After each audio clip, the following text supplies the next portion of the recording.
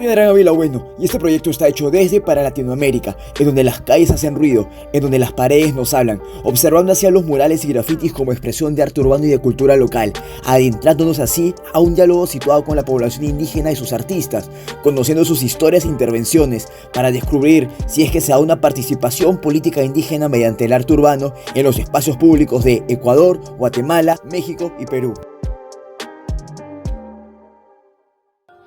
Pisar la mitad del mundo se dice que es posible desde Ecuador, país al que llegué un viernes 29 de noviembre en un mundo aún sometido frente a la COVID-19. Bajo la sonoridad de Shadow Beats en mis oídos, iniciaba mi recorrido.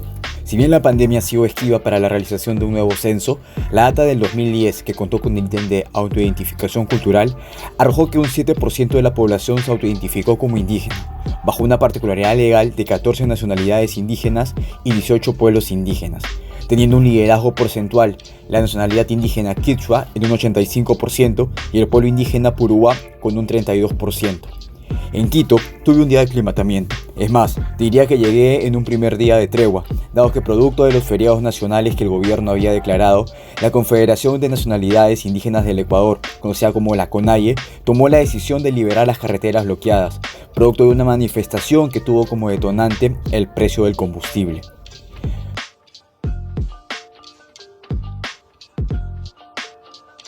Con las carreteras liberadas, pude dirigirme a primera hora del sábado a la terminal Quitumbe, hallando a sus afueras este primer mural urbano, donde se pueden ver mujeres indígenas que se encuentra como fachada de lo que es el Centro de Interpretación Ambiental de Quitumbe. No hay firma de la o el artista, pero bueno, no pude acercarme más. Según lo planificado, tenía que llegar a Riobamba, Chimborazo, antes del mediodía. A un valor de bus a $12 por el feriado y con un trayecto de un poco más de 4 horas, llegué a Riobamba, ciudad con tintes coloniales ubicada en la provincia de Chimborazo. Ahí me esperaba mi contacto clave, Luis de Aquilema, a quien conocí en el 2019 en Bogotá.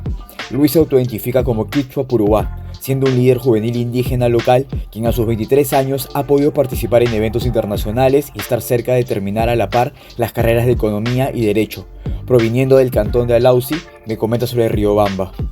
Ha sido reconocido a nivel nacional y a nivel internacional porque el 11 de septiembre de 1830 se firmó aquí la primera constitución del Ecuador, pero también debemos recordar que aquella constitución no reconocía los derechos colectivos de los pueblos y nacionalidades, entonces que poco a poco la lucha del pueblo indígena ha ido conquistando para que estos derechos se reconozcan como tal ahora en la actualidad, desde el año 1998, en especial desde el año 2008. Ha sido reconocida por tener o por mantener nuestra lengua, nuestras costumbres y tradiciones, como es en el pueblo Cacha y en Arauzi también. Los jóvenes ahora en la actualidad seguimos manteniendo nuestras costumbres y tradiciones. Diciendo que Chimborazo es una de las 4 principales provincias ecuatorianas con población indígena, comenta que Chimborazo ha sido considerada en los diferentes datos estadísticos y también reconocida, ¿no? Porque en Chimborazo está la mayor población indígena, porque recordemos que desde Chimborazo también nacen las luchas sociales, ¿no? Por la reivindicación de los derechos colectivos. Y así, junto a Luis fuimos donde Luis Terán Obando, conocido activista ecuatoriano en materia de niñez y adolescencia, pero en esta ocasión presentándose como un mestizo nacido en Ibarra, que en su juventud tomó la decisión de ir a vivir a Riobamba, formando parte de los primeros movimientos urbanos de pintas callejeras con vocación indígena en el Ecuador, la B5R. Bueno, Ecuador, a los finales de los 80, inicios de los 90, se da una fuerte presencia del movimiento indígena, ¿no es cierto? Bueno, heredado también del trabajo importante que Monseñor Leonidas Proaño, el Taita Leonidas, hizo en Chimborazo. Se genera el movimiento 500 años de resistencia y formábamos, yo muy guambra, las brigadas 500 años de resistencia. La B5R eran brigadas urbanas para posesionar el tema indígena en las ciudades. Entonces, uno de los mensajes que primero hacíamos en las pintas era: amo lo que tengo de indio. Había resistencia, y claro, en las familias mismas. En el caso mío, mi familia, yo soy mestizo, Mishu, como se dicen los compañeros indígenas acá. Al regresar a casa decía: ¿qué tienes? ¿Qué diablos? ¿Qué mierda tienes de indígena? Entonces me ven de la idea y cojo el grafiteo y digo: amo lo poco que tengo de indígena. Creo que ese es el nacimiento en Ecuador de un proceso importante de varias generaciones, de jóvenes de varias generaciones, de guambras, decimos acá, de varias generaciones que han ido asumiendo su lucha también a través del mensaje en las paredes, a través de las pintas, a través del muralismo, porque ahora ya tenemos muralistas indígenas muy comprometidos, pero además con un contenido artístico y un contenido político y social muy importante en las varias ciudades y ya acá en Riobamba también, porque la ciudad tiene un fuerte contenido colonialista, un fuerte contenido mestizo, ¿no es cierto? Y reaccionario frente a la lucha indígena. Pero ha sido la pared, ha sido la pinta y ahora ya los murales, ¿no es cierto? El graffiti que ha permitido ser ese papel sobre el cual se pintan las realidades, se pintan los mensajes que como pueblo y como guambras, como jóvenes indígenas quieren hacer a los otros. Sí, caminando por la avenida José Veloz, llegué al mural Shimika Parlacún Maquica Maracún, que significa decir haciendo, mural de identidad cultural hecho por Raúl Ayala y que se halla en lo que sería la gobernatura provincial de Chimborazo. Se ven figuras indígenas como Manuela León, la ya fallecida viceprefecta Delia Cahuana y al medio, el retrato de una figura de una lideresa indígena contemporánea, Carmen Tiupul. Existe censura, existe limitaciones y lo digo porque lo he vivido y lo he palpado. Había una movilización, recuerdo más o menos como en el 2014, por la lucha del agua, era aquellos tiempos. Y nos acompañó un grupo de artistas urbanos y se expresó porque obviamente todavía falta esa inserción de parte de los gobiernos, digamos, de que los tomen como también sujetos de derecho. Y me recuerdo que un joven había expresado algo en un grafite en el centro histórico de la capital de los ecuatorianos y resulta que posterior a las movilizaciones nos manifestaron de que habíamos destruido el centro histórico. Lo toman como una destrucción porque quizá no ven más allá del significado de lo que se plasma en una imagen, ¿no? Y incluso tuvimos que ir a pintar las calles, volverlo a pintar las calles porque lo habían visto como un tipo de violencia, de destrucción. Y es desde allí en donde nace esa lucha también de los colectivos, ¿no? De los artistas urbanos, de decir, bueno, entonces empoderemos y busquemos espacios en el que, si bien es cierto, dentro de los sectores, dentro de los gobiernos locales, obviamente siempre va a haber ciertas limitaciones, ¿no? Pero contra eso también se está trabajando y es ahí en donde quizá poco a poco se ha venido tomando más fuerza la visibilización de estos colectivos de expresión de arte. Hoy por hoy los murales, y es lo que también se ha dicho, el mural, los espacios en donde se vaya expresando también la pintura o un mural que sea ahí plasmado, tiene que tener una temática y obviamente esa temática muchas de las veces tiene que ir descrita y si le parece correcto quizá a determinado gobierno local te lo permiten y si no pues te dicen mira, ¿sabes qué? Baja el tono o quizá cámbialo, entonces quizá todavía existen ciertas restricciones. García Canclini escribió que democracia es pluralidad cultural y pienso que la idea cobra sentido al ver este mural, imagen viva de Delia Cahuana que produce nostalgia a la población local. Esto me generó la necesidad de conocer cómo se sienten las mujeres locales al ser representadas en los murales. Así es como que conversé con la joven Yesenia Naula, estudiante aún de Derecho, pero con vocación en temas sociales. Es muy bonito ver a mujeres indígenas pintadas en las paredes. Con su vestimenta típica, con sus trencitas, con su guanguito, con todo lo que nos caracteriza a las mujeres indígenas. Y es muy bonito ver a personas así reflejadas a través de la mirada, de la pintura, cómo reflejan nuestras vivencias, nuestras culturas y nuestra forma de ser también. ¿Y qué es y cómo es expresarse en el espacio público de Riobamba? Y nosotros vemos aquí en Riobamba también hay unas paredes así muy bonitas que están pintadas y qué bonito que las personas cuando pasen recuerden esta tal vez una lucha social, algo que represente tal vez a mujeres, hombres, no solo mujeres, hombres, mujeres, niños, a la naturaleza en sí, representada en las paredes, representa algo, una pequeña parte de nosotros, de lo que somos, pero ahorita estamos como que algo que dices te criminalizan y no es como que hay esa libertad de expresarnos, vas a la pared y pintas algo del gobierno, es que no es nada bonito aquí, no es nada visto así. También pasé por un mural en donde si bien a primera vista pareciera tener elementos modernos, me comentaban que en realidad juega con elementos indígenas muy propios de Chimborazo, que así no pareciera, tiene los elementos de la cosmovisión local, una prueba de que deducimos condicionado a lo que se nos hace familiar. retarnos a desbordar nuestra comprensión y hallar la real explicación. Y así terminaba la noche, en donde el día siguiente me juntaría con un artista urbano y caricaturista local de pertenencia indígena, a la nación quichua y al pueblo puruá, cuyos trabajos han trascendido dentro del circuito latinoamericano, simplemente Don Ramón Comics. Bueno, nosotros con algunos amigos, con los colectivos, se han realizado murales y afiches. También hemos realizado afiches tratados, fotografía modificada y también intervenciones en el piso, que se han realizado mensajes y pinturas así con diferentes momentos políticos que ha vivido aquí la ciudad o el país. Las reacciones son las mismas en el extranjero como en el Ecuador. He tenido inclusive algunos dibujos que he realizado, se han publicado en Argentina, se han publicado en Colombia, igual de colectivos también. Entonces ese ha sido como un medidor de las reacciones. Y aquí en el Ecuador en pocas exposiciones, ya que por los contenidos con los que dibujo no son muy comerciales, digamos, para exposiciones. Siguiendo las indicaciones de Don Ramón, junto a Luis, que en esta mañana también me acompañaba, fuimos caminando por la recta de Juan Montalvo, con miras a desayunar un yapingacho en una zona llamada La Condamine. Pero en la entrada nos percatamos de ciertos murales que se habían dibujado en los exteriores del centro. Buscando el nombre del autor, hallamos que eran del artista urbano indígena Jorge Apugión. Al enterarnos que estaría en un evento en la zona de Cacha, nos movilizamos hacia allá. Cacha es un lugar emblemático en Riobamba, al ser la zona en donde se halla la que fue la primera parroquia indígena del Ecuador, en donde la población local tiene pertenencia con el pueblo indígena Puruá. Llegamos en un evento que buscaba incentivar a los tejedores locales, un trabajo fotográfico de su historia local y la presentación de 2 murales trabajados por Jorge Apugión.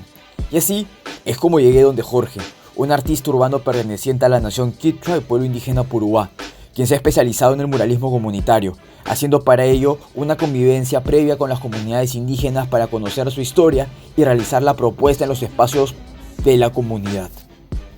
Sobre todo, alguna vez yo estaba en los museos o en las galerías de aquí de Riobamba y me daba cuenta que dentro de las galerías no había un trabajo que identifique lo que realmente era un campo comunitario, que identifique cuál era el trabajo del campesino en el campo, en la agricultura, en sus diferentes tradiciones, en los tejidos. Entonces, el muralismo para mí se convierte más bien como un lazo que yo puedo, porque tú llegas al lugar, al de la comuna, y tú los primeros días que yo hago es primero contactar con la gente, aprender de ellos, conversar, mirar su vestimenta, conversar si es que salen de pronto, qué sé yo, a dejar sus productos en la ciudad, porque la mayoría de la gente hace eso, ¿no? Que siembra sus papitas, siembra sus maíces, sus productos y sacan. Entonces, el trasfondo del mural para mí es más bien como decir, yo esto he aprendido de ellos. Esto me ha enseñado la vida y el camino en el trabajo de la comunidad. Cómo reflejar todo ese bagaje cultural, histórico, demográfico, social, político en un muro. Cómo tú vuelves un concepto tan amplio como la historia de un sector a una imagen. Entonces realmente el mural termina siendo simplemente una pequeña parte y lo que realmente tú te llevas del aprendizaje te queda en el corazón y en la gente. ¿Por qué? Porque tú ya no simplemente eres el artista que llegó y pintó y se fue, sino más bien que tú ya te hiciste parte de la comunidad y eres un comunero más. ¿Por qué? Porque ellos te reciben en tu casa, tú comes con ellos, participas en las mingas, participas en los eventos, en las festividades, caminas, qué sé yo, por las montañas que tienen, visitas algunas lagunas que tienen. Entonces tú prácticamente eres familia. Entonces creo que el muralismo comunitario, hay una diferencia entre muralismo y muralismo comunitario. El muralismo como tal, imagen en tal parte. Por los festivales tú vas como artista y pintas lo que en tu concepción sientes y quieres transmitir, pero es tuyo. En el sentido comunitario tú trabajas con la gente y para la gente. Lógicamente tú trabajas bajo tu concepto y tu percepción, pero siempre mantienes lo que ellos significan, lo que ellos quieren decir. Nosotros somos, como en este caso de este sector, nosotros somos puruáes, somos cachas, somos pucará. Ahora, ¿qué significa ser pucaraquinchi? ¿Qué significa ser cacho? ¿Qué significa ser puruá? Todo ese bagaje histórico, simplificarlo y contar una historia a través de un imagen. Jorge explicó un poco el mural que había trabajado con la comunidad, en donde se retrata el binarismo de varón y mujer indígena, pero enfatizando en quienes habían habitado la zona hace años, en donde, según lo que él recopiló, a diferencia de este presente, se podían hallar una gran cantidad de lagunas, diferencias ambientales que hoy estamos viendo. Al ver a la figura de varón y mujer, recordé que el día anterior había hablado con un joven investigador y activista político que ha representado al Ecuador en eventos juveniles, Atik Terán. Tú ves el arte urbano, ¿no? Específicamente aquí en Chimborazo o en el Ecuador, los murales que hacen desde una perspectiva indígena, tú ves de esa dualidad, ¿no? O sea, si existe un hombre, un cari en quichua, joven hombre, entonces también ves una huarmi, una mujer. Huarmi en quichua, mujer, entonces representado en los murales, esa dualidad, ¿no? Y esa vida en comunidad, esa vida cultural. Entonces tú ves eso desarrollado en los murales, ¿no? Tú no ves el desarrollo visto desde una perspectiva occidental, por ejemplo el dinero, la opulencia, la concentración de riqueza, eso no se lo puede visualizar en el arte urbano indígena, ¿no? Sino más ves esa vida comunitaria, esa vida de dualidad entre el hombre y la mujer, y también esa relación de reciprocidad que ellos tienen con la Pachamama, ¿no? Con la madre tierra, que desde el pueblo mestizo lo llamamos con la naturaleza. Desperté el 1 de noviembre en Quito. El recorrido en Riobamba terminó con sensaciones de que los espacios urbanos tienen esa capacidad de actuar sobre contar los sentimientos de la cotidianidad de una localidad. Me movió mucho la historia de Delia Cahuana, recordaba mientras andaba en el bus, cuyo rostro se aprecia en el mural de mujeres indígenas de la gobernatura. Según recopilé testimonios, pese a su rol como viceprefecta, coexistió con actos de discriminación por parte de otros funcionarios públicos. Su fuerza política fue usada más en la campaña. Luego, fallece por COVID, producto de haber estado llevando mascarillas y recorriendo las diversas comunidades indígenas de Riobamba. Cuando las ciudades hablan mediante imágenes urbanas, para mí son más que simples fronteras. Pero bueno, estar en Quito es un nuevo recorrido, que inició con conocer a un amigo de Don Ramón Cómics, Edwin Yuko, sobre quien diría que ha sido de las conversaciones que más he disfrutado en esta investigación. De familia política, pero él es un artista indígena y anarquista, lleno de anécdotas. Edwin Yuko. Para mí sería bueno que todo ese tipo de trabajos, si es que hablamos en ese sentido de grafiteros o testimonios de imagen de las notas de los movimientos indígenas, sería lo máximo, pero es irónico que muchos de esos tipos de trabajos realizados por gente mestiza, diríamos, ¿no? Entonces, por eso yo siempre lo diré que es a nivel coyuntural, o sea, de acuerdo al momento que está pasando, tratan de aprovecharse. Yo siempre diré esa palabra de aprovecharse, porque como decir que sus discursos se quedaron obsoletos y buscan nuevas formas de representaciones y cosas, ¿no? Entonces eso va ligado al movimiento político que se está dando en el país, ¿no? Donde que en los últimos años el movimiento indígena ha sido protagonista. Entonces por eso yo lo veo en ese sentido. Claro, mucha gente lo verá y dirá, no, se está reivindicando, se está visibilizando a estos personajes y cosas, porque sería lo exitoso, sería el éxito, pero no es así. Desde mi realidad yo creo que es mucha gente que se aprovecha de estos discursos, de estas imágenes, para hasta cierto punto decir tener trabajo, porque muchos de esos trabajos que se han estado dando en la capital específicamente son auspiciados por el Ministerio de Cultura, por municipios. Entonces en ese sentido yo siempre diré que la nota coyuntural y hasta cierto punto el aprovechamiento de mucha gente se ve presente ahí. No hay atrás un real significado de reivindicación, de concepto ideológico, sino en eso, que se ha quedado en eso de coyuntural y oportunismo. Me despedí de Edwin y seguí con la ruta considerando sus indicaciones. Para ello tuve que pasar por el túnel San Roque de la autopista Mariscal Sucre, que en el 2019 fue parte de un proyecto de la empresa pública Obras Quito para mejorar su imagen, proponiendo un mural en honor a la líder indígena Tránsito Amaguaña, fallecida en el 2009. Y así es como llegué al teleférico de Quito, que si bien es una de las principales atracciones turísticas de la ciudad, como habían comentado, se puede observar 7 murales en donde algunos de ellos tienen la propuesta de representar en imagen a la identidad indígena, en donde hago especial mención a la obra Florecimiento de Alegría del artista Álvaro Córdoba, conocido como Tenaz, quien en otras oportunidades ha realizado murales comunitarios con vocación política indígena, principalmente en Otavalo. Pero bueno, los murales que estamos viendo son parte de lo que fue la primera edición del Graffiti Muralismo Teleférico Urbano en el año 2018. La convocatoria general fue para artistas urbanos que propongan la riqueza cultural, turística y paisajística de la capital en imágenes, por lo que desde el inicio se entiende el espíritu decorativo que tuvo la organización. Y claro, hay que reconocer y diferenciar espacios con propuestas estrictamente decorativas frente a otras propuestas que pueden tener una carga política que se realizan en espacios que para nuestra visión se vuelve pública. Ya siendo la mañana de mi último día en Quito, con el trolebús llegué a la estación multimodal El Labrador, para desde ahí movilizarme a la zona de Zambisa, ubicada en la parte periférica de la ciudad de Quito. Desde la llegada a la plaza entendí que había cultura y arte, desde la puesta de fotografía de su historia que podía observar, en donde si bien es conocida esta zona por su parroquia, fui porque es un área en donde reside una población que se autopercibe como indígenas urbanos, teniendo diversas actividades que promueven el autorreconocimiento para las nuevas generaciones y, en especial, demostrando una lucha política ambiental en contra del basurero que hay en la zona, promoviendo actividades culturales como medio de lucha, entre las que se encuentra el muralismo que realizan los jóvenes para dejar huella de lo que vienen trabajando en contra de la contaminación.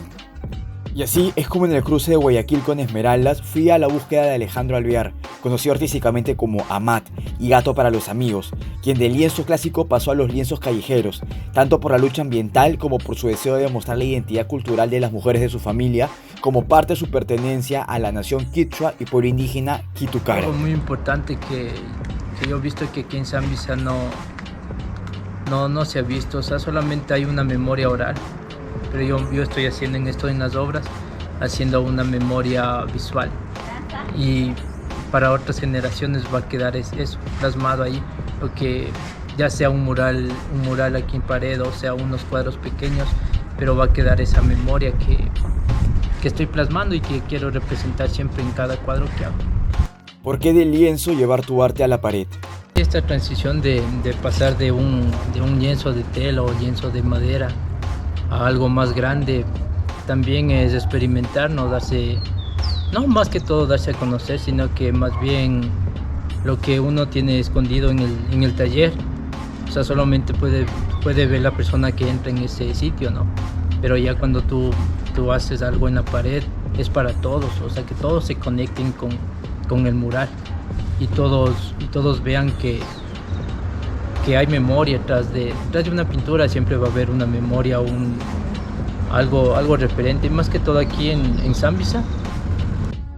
¿Y qué deseas lograr o contar con tus obras en Zambisa? Hemos tenido pensado algunos proyectos más bien para dar a conocer lo que fue esto de la basura. O sea, nosotros fue algo que nos enterró prácticamente la memoria, esto es la representación de aquí de Zambisa, tapar los ojos de agua, tapar ahora lo que nos cuentan nuestras abuelas, nuestras madres, de que ahí antes han sabido coger agua, han sabido utilizar para la comida, para todo eso, y ahora solamente vemos una montaña llena de basura. O sea, yo sí quisiera representar todas estas cosas, ¿no? Para que la nueva generación vea lo que antes fue y lo que ahora nos toca acá. Al rato conocí a María Fernanda Álvaro, una danzante y gestora cultural y ambiental de Zambisa, perteneciente a la nación quichua y pueblo indígena Quitucara, quien es parte del proyecto Zambisa Venimos del Agua, proyecto político-ambiental contra la basura de la zona. A partir de eso nace un proyecto que todavía está vigente. Acá es un proceso que se llama Zambisa Venimos del Agua, que toma no solo la danza ancestral, también vemos la necesidad, sobre todo por las nuevas generaciones y por todo el proceso urbano también que nos ha atravesado, de juntar con el arte más contemporáneo. Entonces hemos hecho diferentes instalaciones y creemos que el arte tiene que ser una herramienta y un arma también transformadora. Entonces hemos juntado junto a la temática medioambiental y hemos realizado en el 2019 una instalación performática que tomó un espacio público, que en este caso era el centro de la plaza del parque, que nosotros además lo resignificamos como Pucará, como una huaca, como un lugar energético, que se activen en la memoria de la población, también que se activen a nivel espiritual y energético, y también juntar y convocar otras expresiones como el mural. También hicimos un poco de mapping y hemos visto como en el arte urbano y en el arte contemporáneo sobre todo una puerta abierta a la creatividad y que también está ligado con esta necesidad política. Y hace poquito, en el 2021, hicimos una intervención también a este espacio de la Hueca de las Chaviquitas con nuestro amigo parte del colectivo Alejandro Alviar, y también otra intervención acá al Parque Central, pero desde la fotografía y el video. Ahora estamos diseñando y soñando, que ojalá sea posible, hacer una intervención sonora, y vamos a recopilar diferentes audios de los abuelos y abuelas. Entonces ahí es donde se ha juntado el arte, ¿no?, contemporáneo, pero también el arte urbano, porque nos decidimos tomarnos estos espacios, transgredir también estos espacios y apelar a un arte disidente con conciencia ambiental.